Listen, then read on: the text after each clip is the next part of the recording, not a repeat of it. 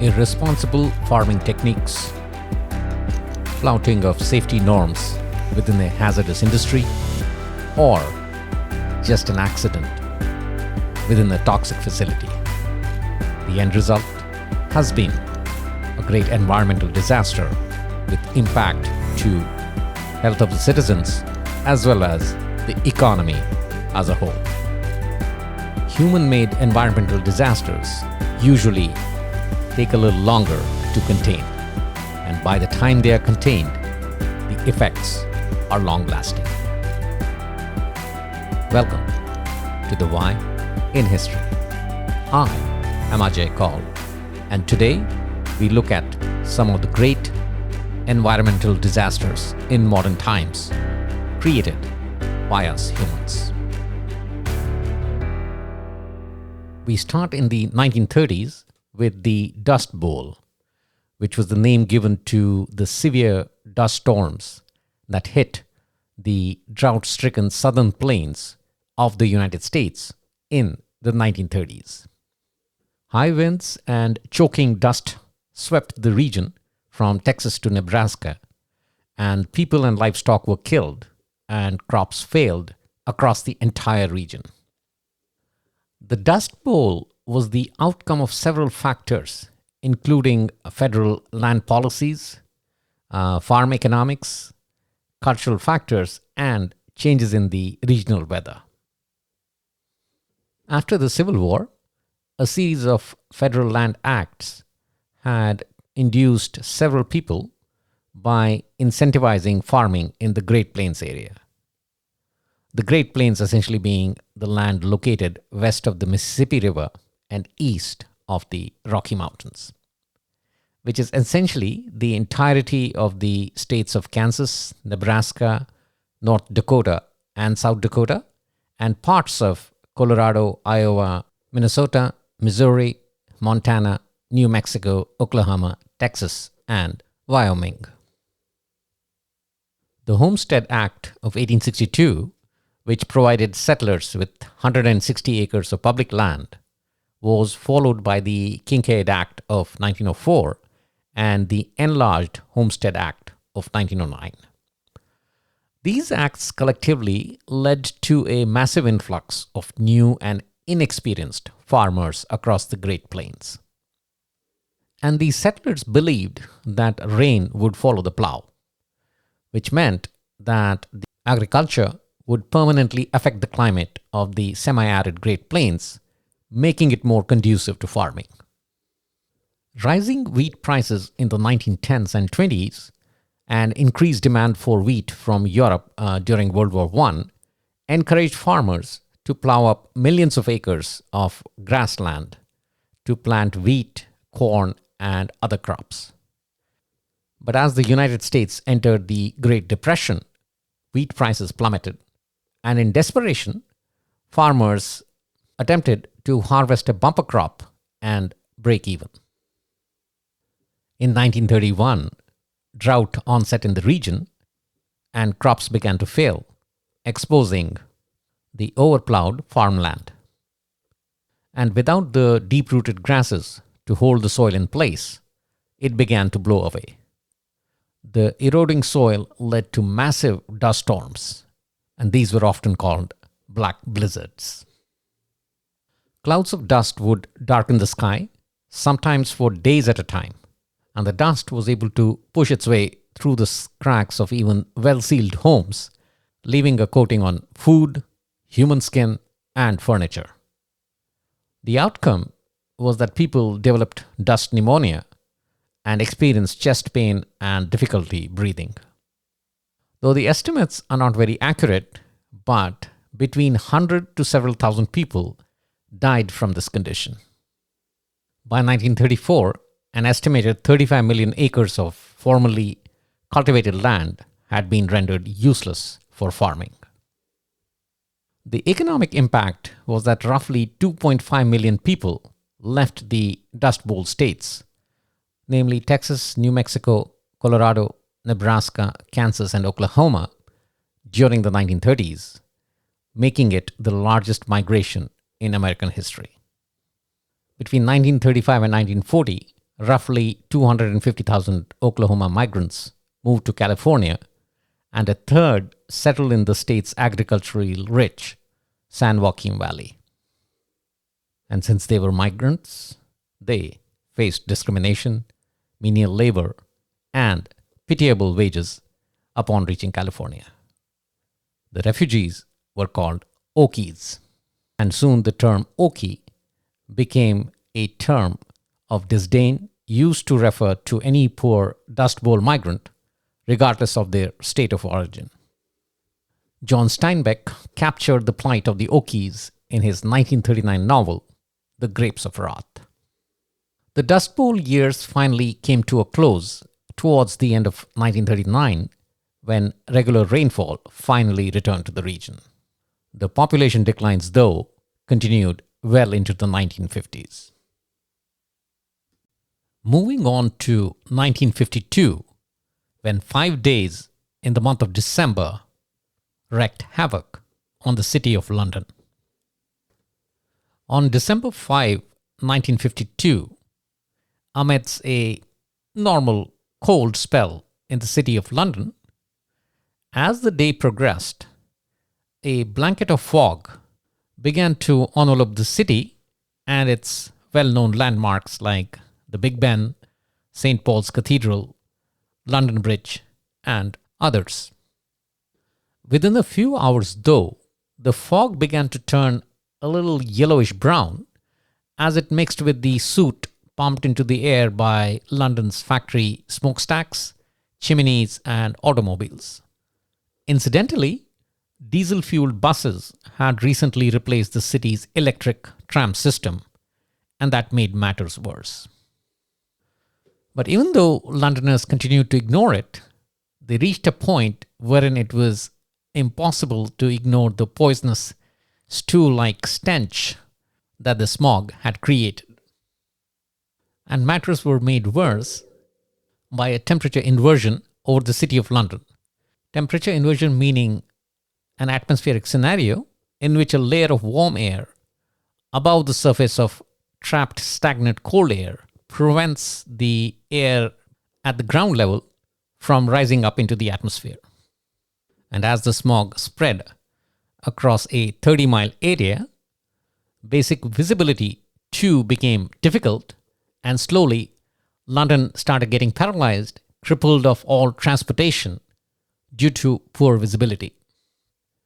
Boat traffic on the River Thames came to a halt, flights were grounded, and trains were cancelled. By the time Londoners returned to their homes, their faces and nostrils were covered in soot, making them appear like they had just returned from a coal mine.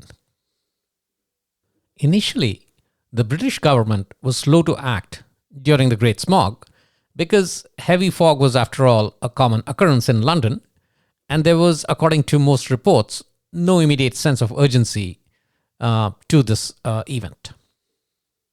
It wasn't until undertakers began to run out of coffins and florists out of bouquets that the deadly impact of the Great Smog was realized. The smog was lethal, particularly for the elderly, young children, and those with respiratory problems.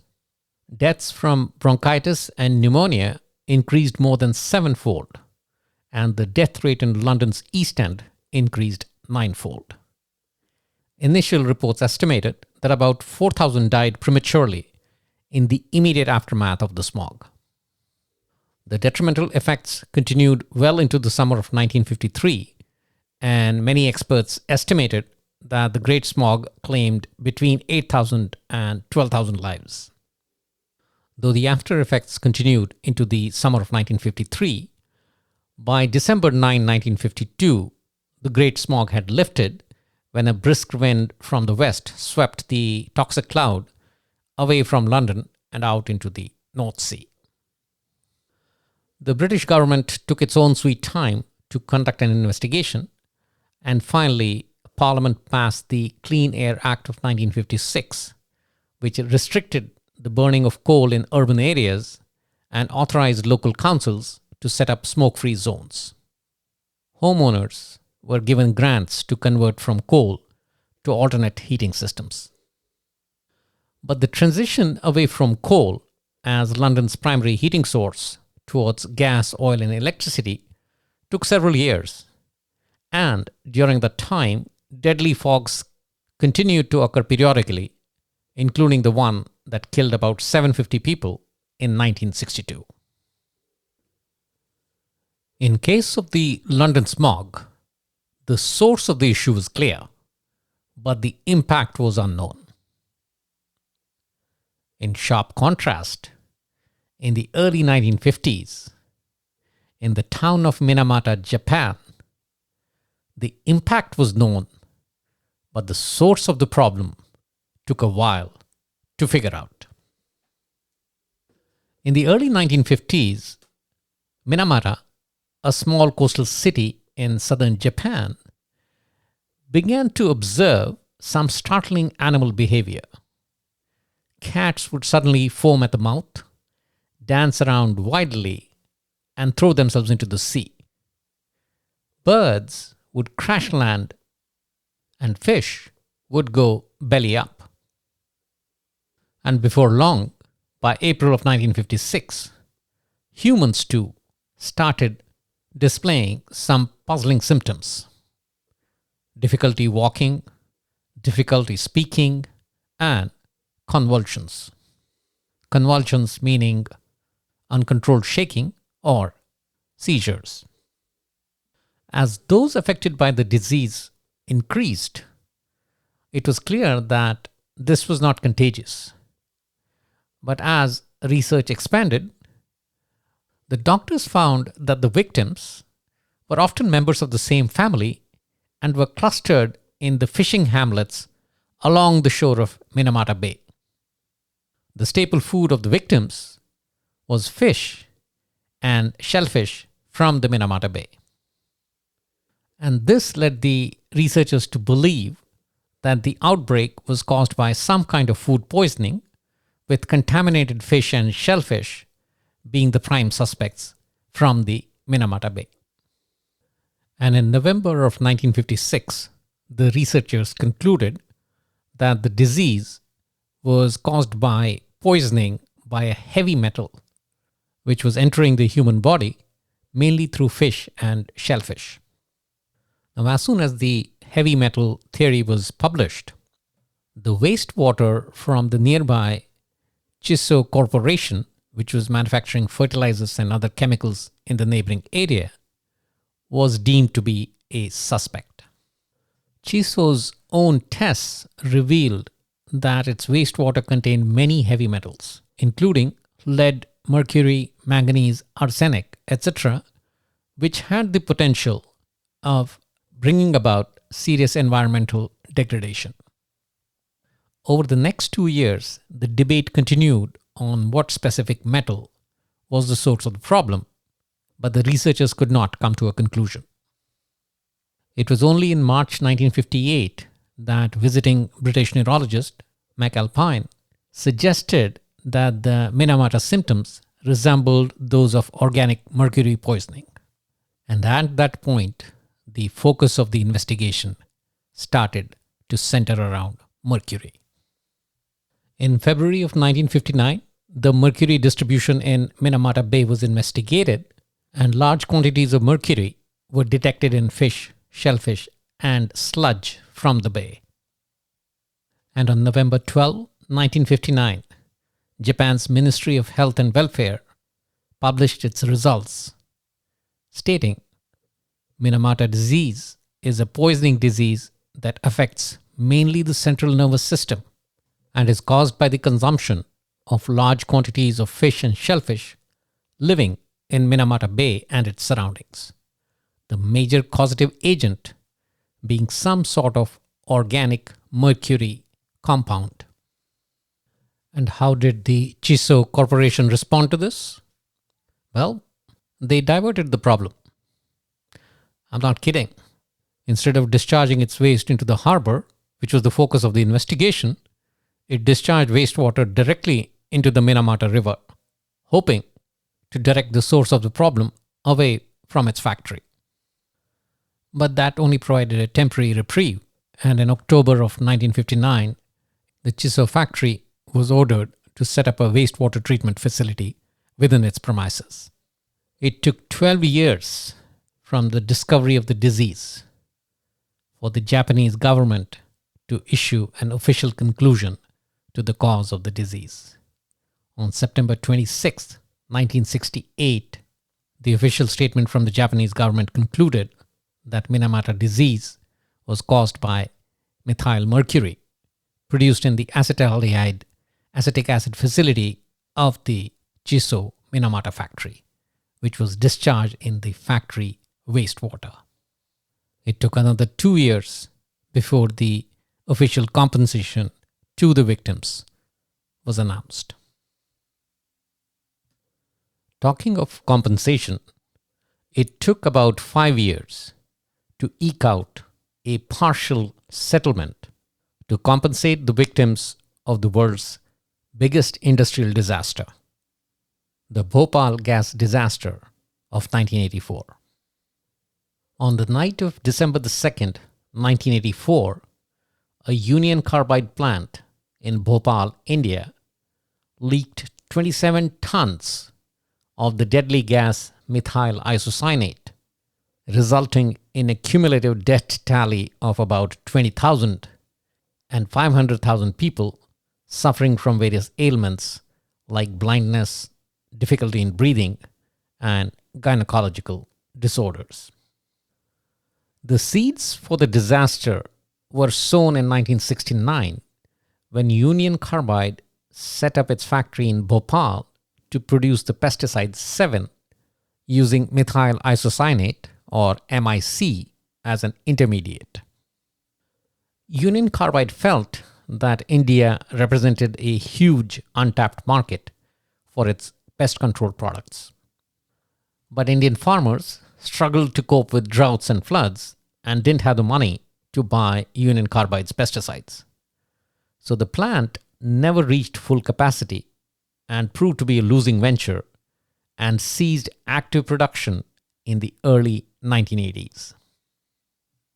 However, even after ceasing production, vast quantities of dangerous chemicals remained on the plant premises.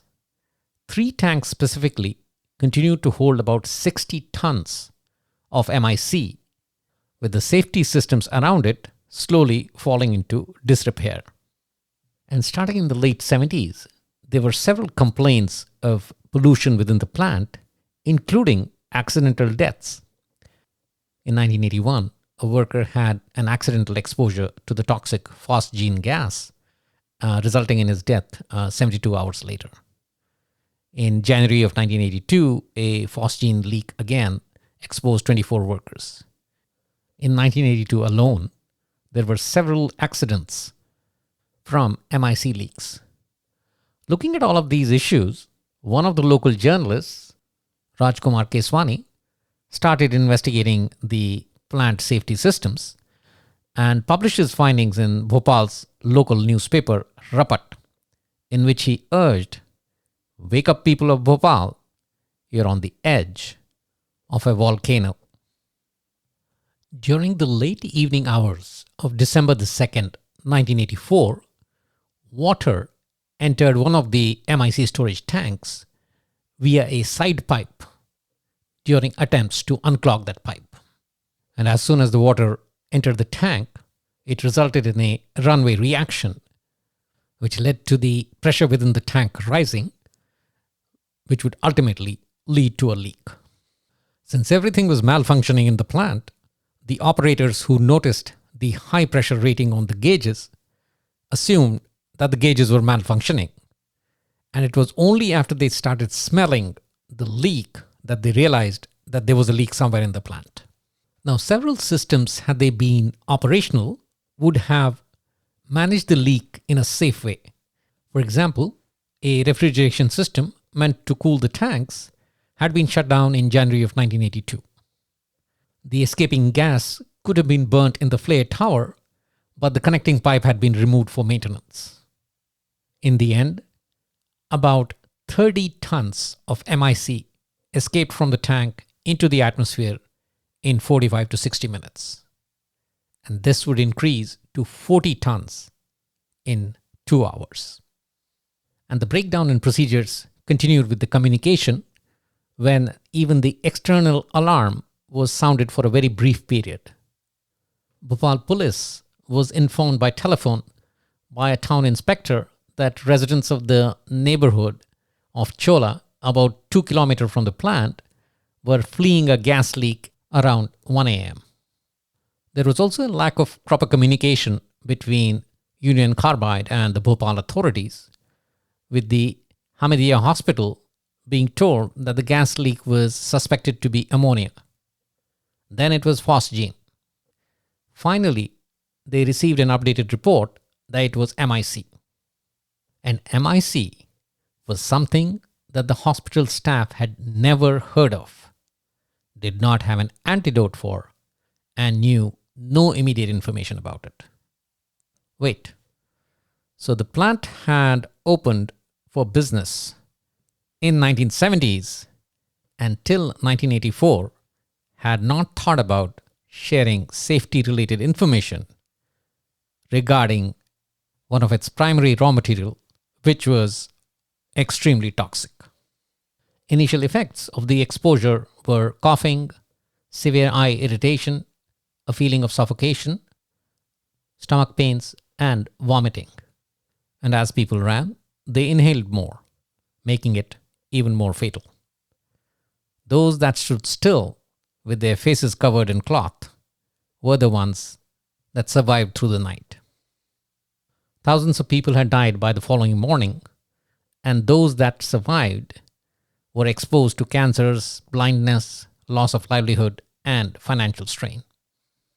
In the immediate aftermath, the plant was closed to outsiders by the Indian government, and the CEO of Union Carbide at the time, Warren Anderson, arrived with a team to investigate the disaster. But he was placed under house arrest and urged by the Indian government to leave the country within 24 hours. And this, in my opinion, was a fatal mistake committed by the Indian government. The need of the hour was to engage more with Union Carbide, since their technical team was in best position to bring a closure to this calamity. So how was this tragedy finally brought to an end? 2 weeks after the initial tank leak, on 16 December 1984, the remaining 2 tanks were emptied by reactivating the plant to continue the manufacture of the pesticide. So the deadly MIC was just processed to its end product. It wasn't until 1989, 5 years after the tragedy, that Union Carbide agreed to a partial settlement and pay out $470 million in compensation to the victims of the tragedy. An estimated 120,000 to 150,000 survivors still struggle with serious medical conditions, including nerve damage, growth problems, gynecological disorders, respiratory issues, birth defects, and elevated rates of cancer and tuberculosis. In the year 2001, Dow Chemical acquired Union Carbide. Today, if you go to the website of Union Carbide, that is unioncarbide.com, and look under history, it will mention the 1984 Bhopal gas disaster. But it explains it away as a sabotage. And it is here that we end this section of the program. On to the quiz section.